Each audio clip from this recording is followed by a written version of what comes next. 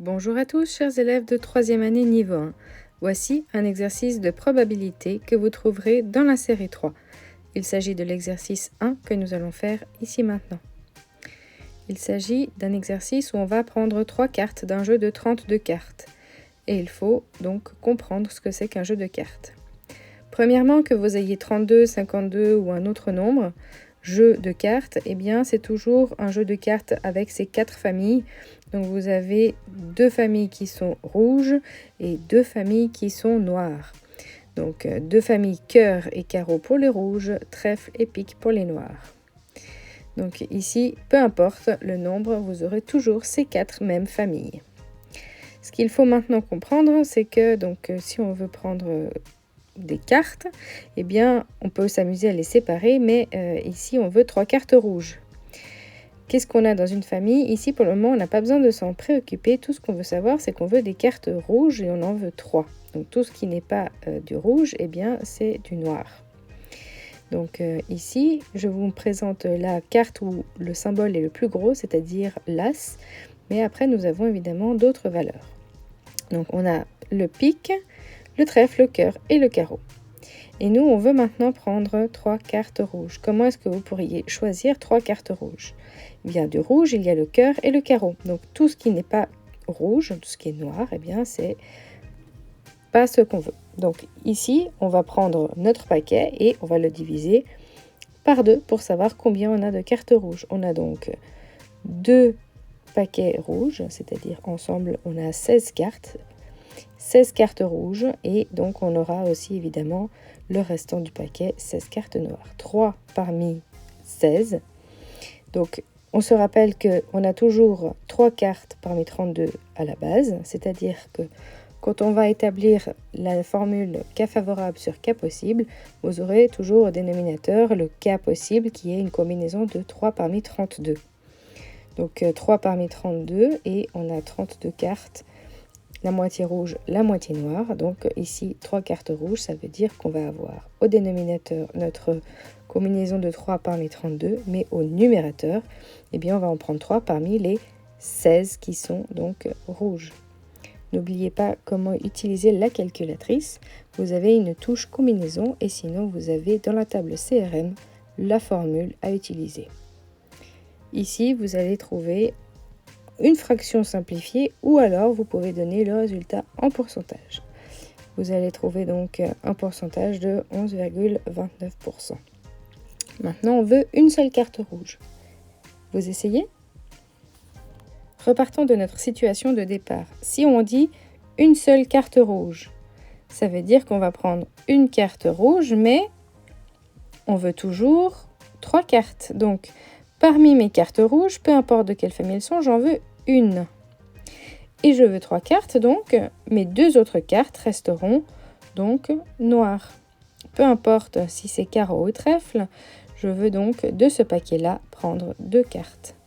Je veux donc une carte rouge parmi 16 et 2 cartes noires parmi 16. Donc attention, une parmi 16, c'est une combinaison de 1 parmi 16 et donc combinaison de 2 parmi 16 aussi. On n'oublie pas que c'est donc toujours cas favorable sur cas possible. Quand je dis une rouge, ça sous-entend qu'il y a 2 noirs.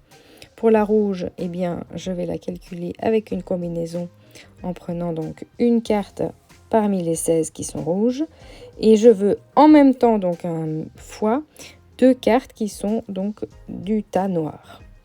Mais ça, c'est quelque chose de plus grand que 1 si je calcule. Donc, on n'oublie pas les cas possibles au dénominateur, 3 parmi 32. Et on peut noter ça comme étant la probabilité de une carte rouge. Et ça donne environ 38,71%. N'oubliez pas, si votre calculatrice vous donne une fraction, de la donner sous forme simplifiée. Si on vous ne précise pas, vous pouvez la laisser ainsi. Si on vous demande un pourcentage, eh bien, il faudra donc obtenir le résultat en décimale et multiplier ce résultat par 100 pour pouvoir donner le résultat en pourcent.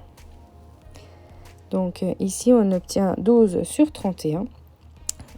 En décimale, ça fait environ 0,3871.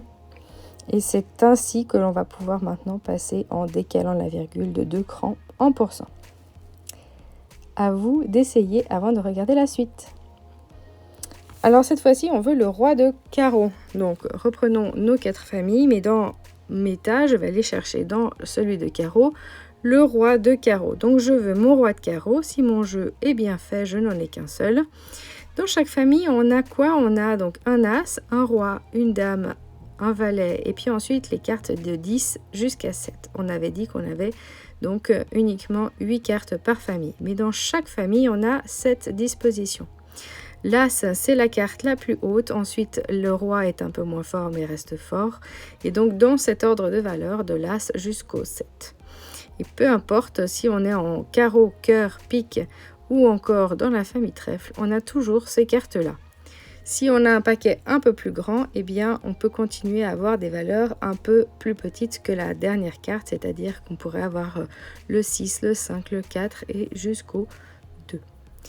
Donc, on a 3 figures ici, le roi, la dame et l'as. Et ces 3 figures, vous voyez qu'il y a une figure. Donc, les figures reviendront à une prochaine question. Il n'y a que 3 cartes qui ont des figures et le reste, eh bien, ce ne sont pas des figures, mais tout ça, eh bien, on l'a dans chaque famille. Les mêmes valeurs, les mêmes familles, le même nombre. Donc moi je veux mon roi de carreau et puis je veux 2 cartes. Donc tout le reste, eh bien c'est un seul tas.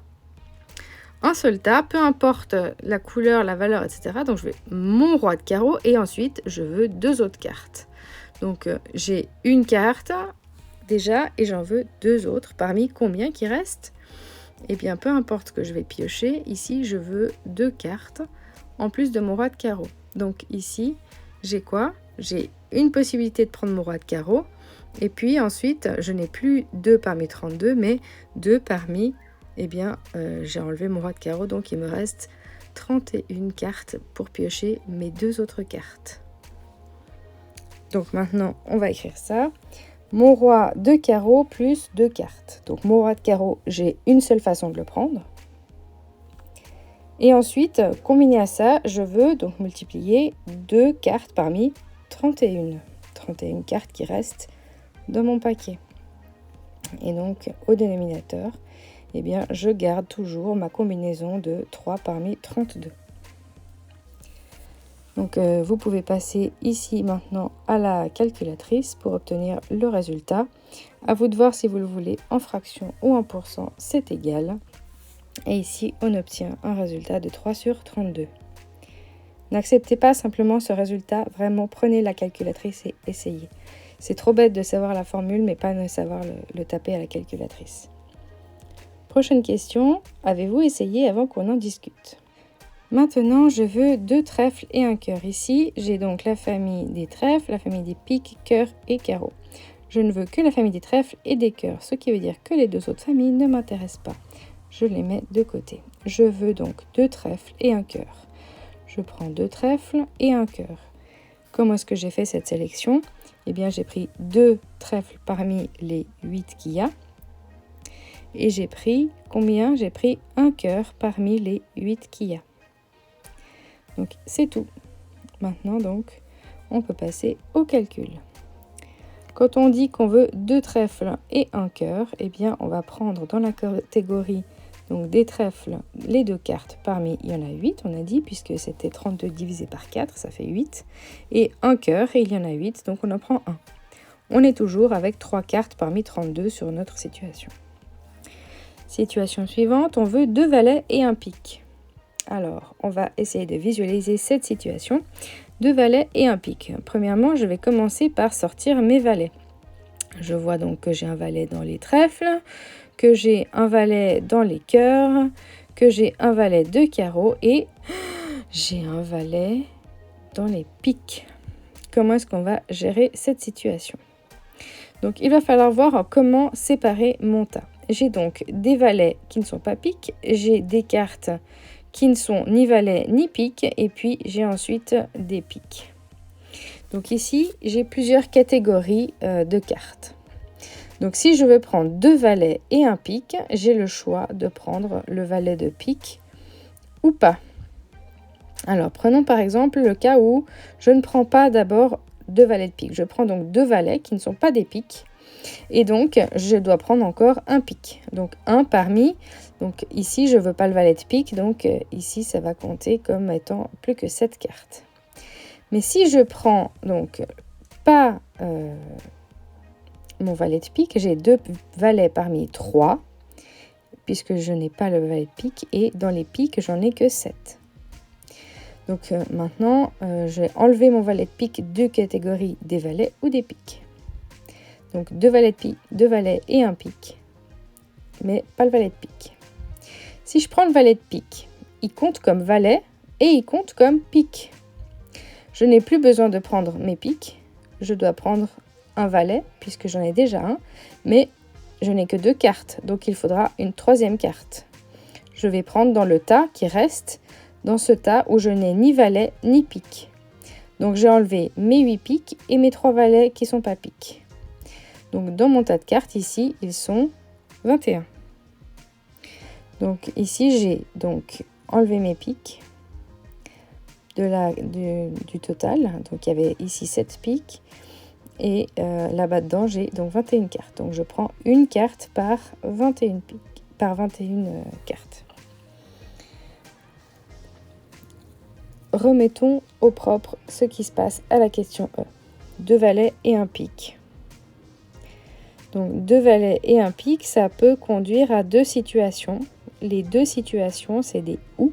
Ça veut dire qu'on peut prendre ou on prend le valet de pique ou on ne prend pas le valet de pique.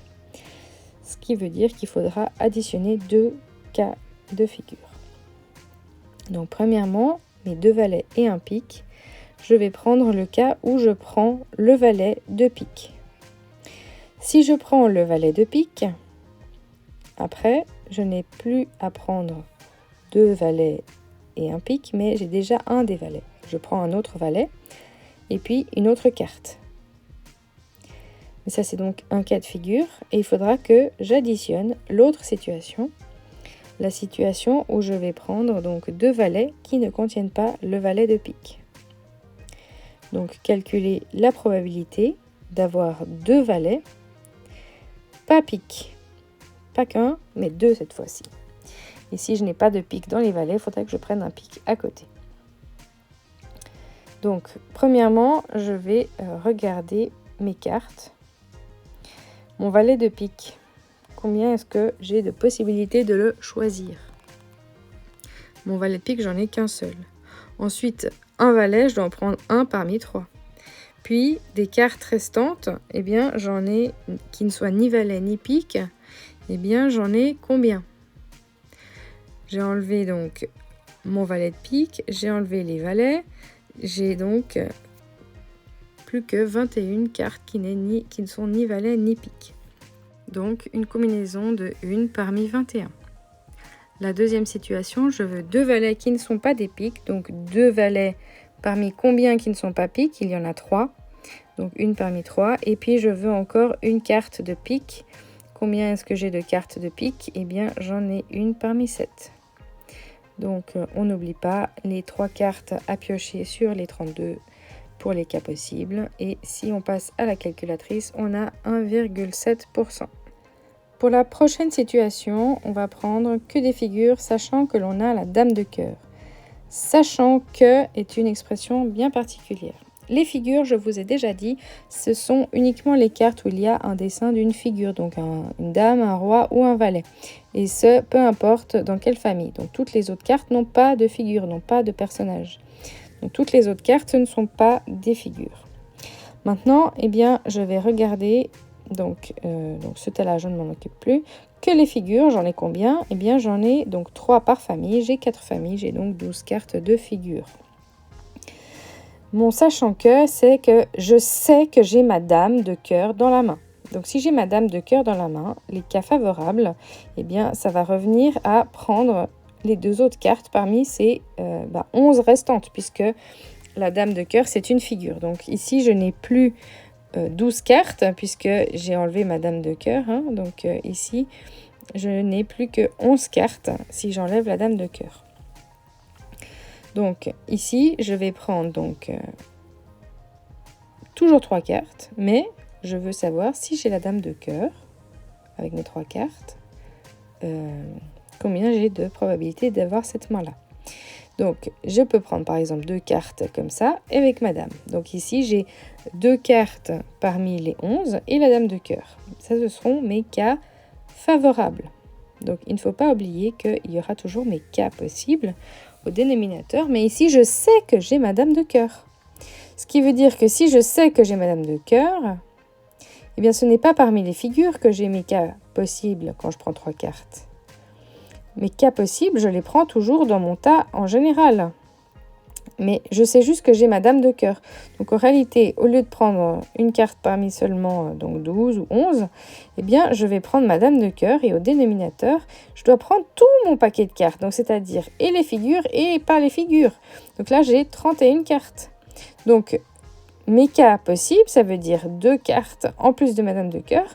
Et ce ne sont pas forcément des figures. La seule chose que je sais, c'est j'ai ma dame de cœur. Quelle est la probabilité que tout le reste soit des figures? Donc 2 cartes qui peuvent être des figures ou pas. Mais donc en réalité, je n'ai pas 3 cartes à choisir. En réalité, je sais que j'ai ma dame de cœur. Et donc en fait, j'ai plus 32 cartes, mais j'ai 31 cartes dans le total. Et je n'ai en réalité que 2 cartes à piocher. Donc quelle est la probabilité que mes 3 cartes soient 3 figures, en fait, que mes 2 cartes suivantes soient des figures si j'ai en tout cas la dame de cœur. Donc, si vous n'avez pas tout compris avec les cartes, on remet tout ça encore à plat avec la formule. Quand on a l'expression clé sachant que, c'est une probabilité conditionnelle. On a 3 figures sachant que, on met une barre verticale ici pour indiquer qu'il y a une condition que nous avons eu connaissance et c'est de la dame de cœur, que c'est sûr qu'on l'a. La formule nous demande d'appliquer à chaque fois l'intersection des deux, donc c'est-à-dire l'intersection entre avoir 3 figures et la dame de cœur. On a combien de figures dans le jeu? On en a 12 puisqu'il y a valet, dame, roi dans chaque famille. Il y a 4 familles, donc 12 figures. On veut donc l'intersection entre 3 figures avec la dame de cœur ou simplement avoir la probabilité de posséder la dame de cœur dans nos 3 cartes. Donc la dame de cœur, on en a combien? On en a une seule et puis on la prend, donc voilà, c'est sûr, c'est certain. Et ensuite, il nous reste 2 cartes parmi combien de figures? Plus que 11 puisque dans 12 moins la dame de cœur, ça fait 11. Mais les cas possibles, eh bien, c'est d'avoir la dame de cœur et 2 autres cartes. Et on ne fait pas de catégorie, donc c'est-à-dire qu'on prend parmi les 31 restantes. Donc ici, ce ne sont pas des cas particuliers de figures, des cœurs, etc. On veut simplement que les 2 cartes restantes, on les prenne parmi, donc dans les 31 cartes possibles du paquet, qui ne sont pas la dame de cœur.